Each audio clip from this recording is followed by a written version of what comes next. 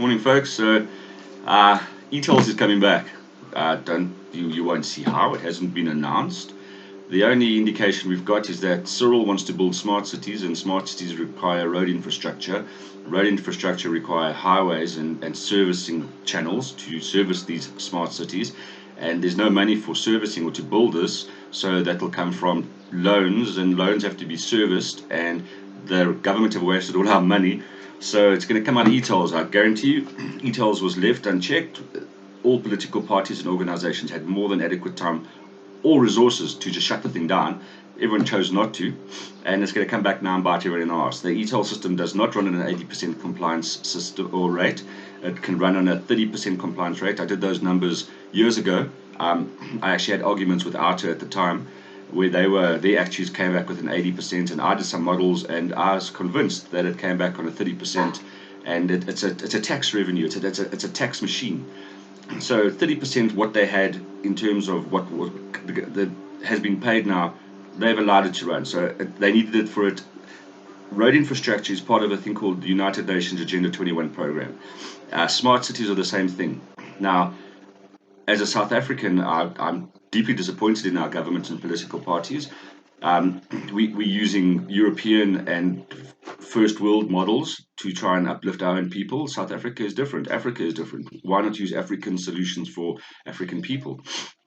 And the models that have been put together in Europe and under this Agenda 21 program are for developed nations. We aren't developed. We don't have the financial resources to be able to do these smart cities and all these wonderful things. And yes, it's technology, but you know what? If you're given X, you work with what you got, and we build slowly. So it's not a race. We aren't in an arms race. We aren't in an economic race. South Africa must understand where we are. Our politicians have delusions of grandeur. And no, our priority is to uplift our people and create a better life for people. When you create better life for people, it spills over and it gives them value. It gives them something to work for, and then they start earning an income. Earning an income creates a tax base. A tax base creates more taxes, takes the strain off the heavily taxed. Everyone else can start putting their bit in, and then a company's economy and the country will start to get some base foundation, and then we can start building from there. You cannot just jump straight into smart cities. So Cyril, you and your people, pull your heads out of China and the World Economic Forum and the United Nations butts. Start focusing on our people and giving us solutions. So we don't need a smart city. We don't need to throw billions at a smart city, because that is contrary to everything that you've been saying. A smart city is 500,000 people living in a giant townhouse complex, for lack of a better word, but with high-rise buildings and shops and hospitals and everything. And we've spent a year now with you telling us to social distance and isolate and don't get close and don't. So you've got a smart city with 500,000 people living in it, and we have another pandemic. What's going to happen there? Everyone's fucked. Everyone's going to die. You won't cope with that, because it's going to turn into a slum. And people living on top of each other is not healthy, because psychologically, and they tests that have been shown, it makes people aggressive. It's going to just create problem after problem.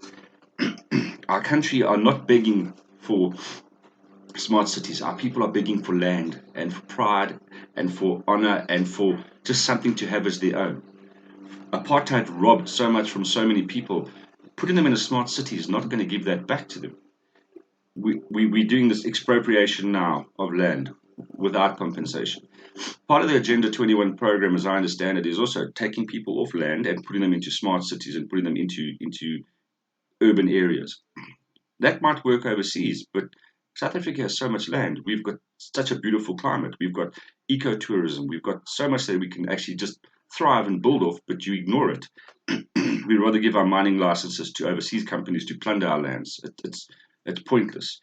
So, as an answer for your smart cities and your e-tolls and your infrastructure in that way, why don't we have a look at, and I pushed this at the DA at the last national elections, and they said they would follow up, but it's been years of nothing.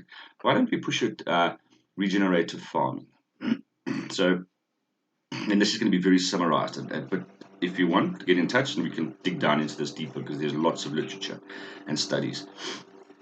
Commercial farming, massive crops, massive plowing, and the realities of commercial farming is that the nutrients and the food that it gives are they're deficient in what they should have. So it's just in, out, in, out, in, out. Their root systems don't drop as deep. It doesn't feed the soil. It robs the soil of nutrients, robs the plants of nutrients, and we start getting these tons of GMO mazes and things that are commercially based, but it gives no nutrients to the people. Ultimately, this leads to a knock-on with people. People don't have the nutrients they should. They get sick. All these infections kick in, and high carbohydrates and high sugar diets follow because they have to get processed foods. They aren't getting what they should. Diabetes, heart conditions, hypertensions, all these things, and they start flowing. That strains the medical system, and it'll be just on the spiral downward. The only people who benefit from that are big pharma and big corporations. Regenerative agriculture is, we go back to small subsistence farming. We go back to small farming, so we can have land just redistribution. And I didn't say without compensation. You can have land redistribution, and you can give every South African a little plot, and everyone can have the little plots, and then you can invest money to teach them how to farm on their little plots. And on these little plots, they can do the regenerative farming. So that's not mass scale. This is having your little acreage and you rotate your crops. And while we've got plants and vegetables or crops growing on one section, we've got animals and livestock feeding on the others, and the other one's lying fallow to just allow it to surrender to the elements. And I told you it's very top here. And then they rotate. And the benefit of that is that as you do that, the soil isn't robbed of mass farming. So the soil stays very, very healthy. And the plants and vegetables and crops that come from that are full of nutrients. They've got everything they need. And then these nutrients here are better for people than mass scale production. It's a lot healthier. On the other segments of the plots or the crops, you can have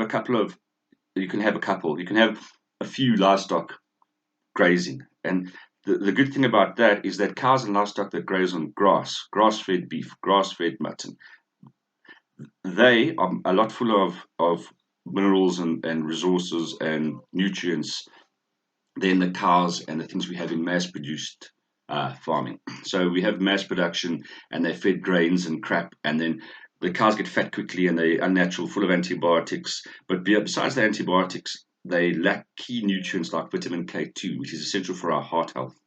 So we eat this grain-fed beef, and we avoid fats, which is contrary to good health. Remember, in nature, if it's supposed to taste good, as natural, that's good for you. Nature taught you, if you pick up something that stinks, don't eat it. But if it tastes good, like fat does, healthy fats, should be healthy for you. But getting back to it, then suddenly we have people eating these cows that are raised on grass-fed and natural elements. They are full of vitamin K2 and other nutrients that goes into human bodies. The vitamin K2 helps pull all the calcium and put it in your bones and teeth. It pulls out the organs. It helps prevent heart blockages and calcification of the lungs. Grain-fed beef, high inflammation food, heart attacks, it's bad health, pharmacy industry benefits. Grass-fed, bodies are healthier, our hearts are healthier, and that takes off a strain off the public health system and the health system in general. So there's a win. The other thing is now Jason's got his little plot, and suddenly I have land. So I've been given the land that I need, and I'm happy because I've got my land. I've been taught how to farm. So I'm farming, and 80% of my crops and my cattle and everything, I feed my own family. So there's the burden off the state already. I got all that in place. The small portion I've got, I can go to local markets, and we spread them out all over the country, and you have little fruit and veg and meat markets, and they can go there and they sell their produce at the low market, and then the people around can come by, and then we start sharing food. So Joe does meat, I do corn, Peter does Brussels sprouts, and we all start a little community. And instead of centralizing, we move out, and then everyone starts that, and then everyone starts earning a living. So you're earning and able to make your own food, provide for your family, and earn an income. Now, with that income, it provides you with as South Africans, it uplifts you. It gives you like something to be proud of. It gives you source. It gives you pride. So I've got my own land. I'm earning my own income. I'm feeding my family, and that's uplifted us. So we're getting there already. My health's improving because we're eating proper foods. We aren't eating processed crap. We aren't eating mass scale things. The health systems are really starting to have a massive strain pulled off it. And in the 10, 15, 20 years, we'll see the change. Then, as Jason goes to the market and starts selling, I'll start paying tax. So suddenly we've got 40, 50% of the country who have nothing. Now suddenly they've got land, they're feeding themselves, they're contributing to the economy, they're getting a sense of worth, and they're paying tax. It's a little tax. So that's the fiscus. We start getting all that tax coming in.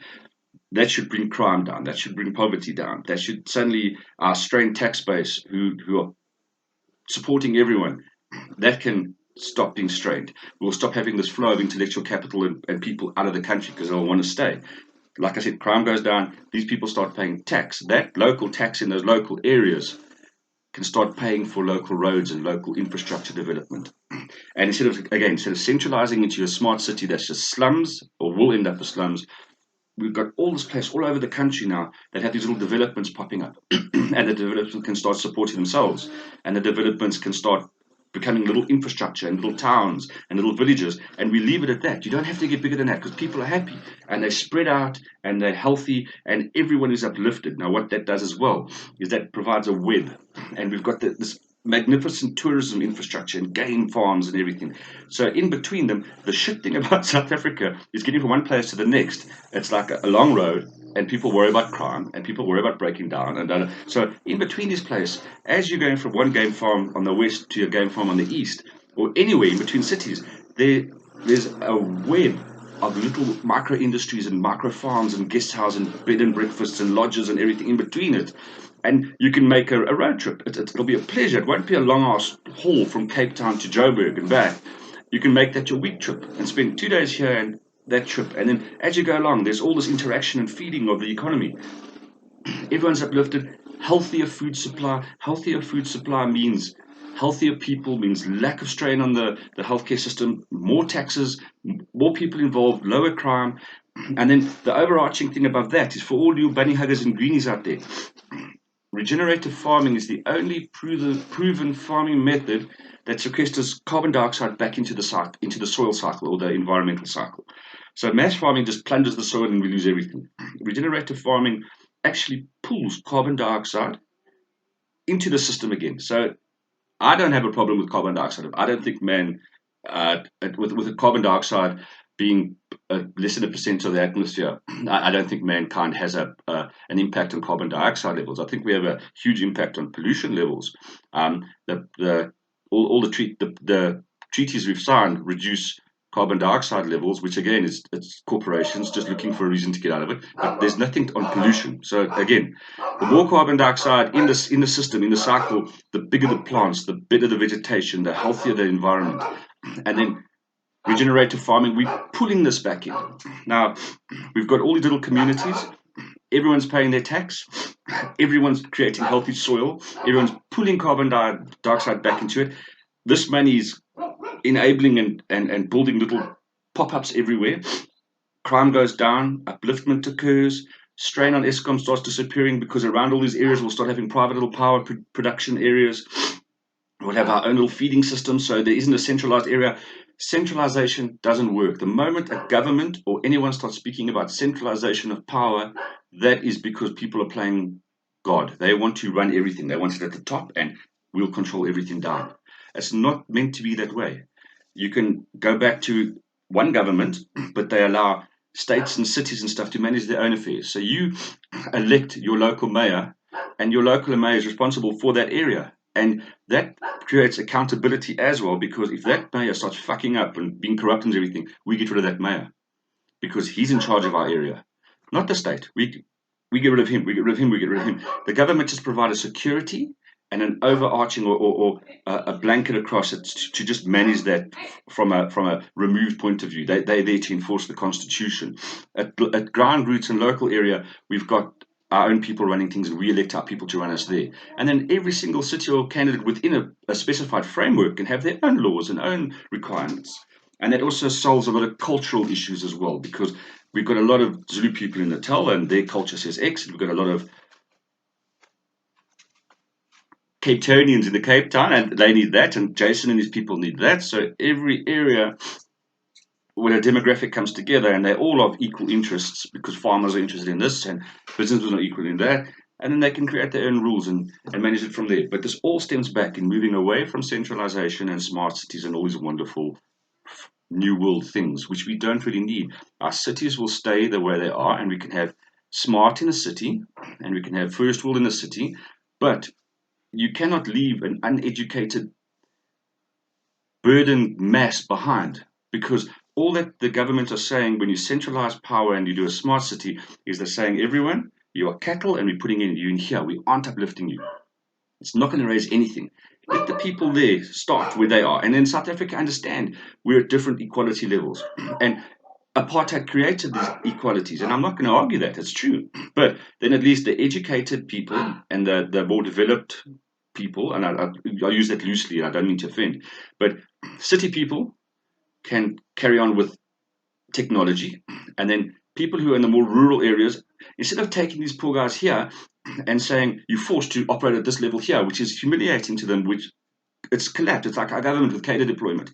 You're taking stupid people, but because they're your chum, they run it. What does it do? Collapses the country. So let them operate here, give them dignity. They can operate in their area, and then naturally the cream flows to the top here. So the guys here who excel will shoot up and they'll come join the city.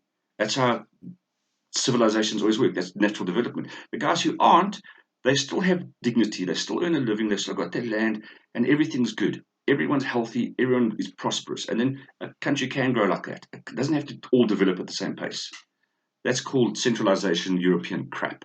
This is African solutions for African problems. And I've thrown a lot out there, but just let's push this on political parties and just think about this, because this is, to me, the only way forward, and it's the healthiest way forward. And again, stop allowing corporatized entities and these first world entities to dictate to Africa and developing nations what we should be doing, because their requirements aren't ours. They can never come and sit and say, you need this, Africa or South Africa. Our government, by going into the United Nations and the European Union and ratifying what they're saying and taking what they're giving, cut and paste and implementing it here, isn't governing. They aren't doing what they've been mandated to do.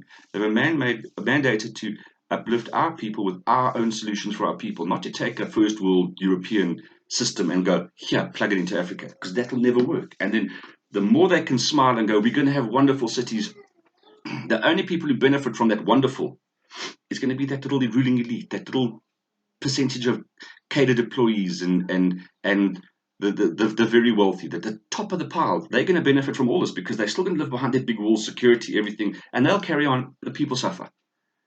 So when they come with their big smile about smart cities, Cyril, that's bullshit. That isn't uplifting your people. Uplifting the people is going back to basic, regenerative farming, give everyone land, teach them how to farm, and then we can build. And then government should know that they should be looking at a 50-year or 100-year plan, not self-enrichment and happiness and gratuity now. It's not about ego now. It's we're looking at South Africa and we're saying our great-great-grandchildren, where do we want them to be? And we implement policies now for our great-great-grandchildren. That's how government should work. It's not about the now, it's about the future. So maybe we should all think about this, and let's see if we can get some sort of a groundswell or some sort of movement to build this up. And maybe some political parties, if we can send this out, Freedom Front Plus, AfriForum, those agricultural movements and stuff. Let's also push there, because ANC is not a chance. DA I've spoken to, they just ignore this. So let's get the smaller ones and start giving them a bit of impetus, and they can start doing this, and they can throw that ball up, and then everyone else have to chase it. Have a good day, but think about it.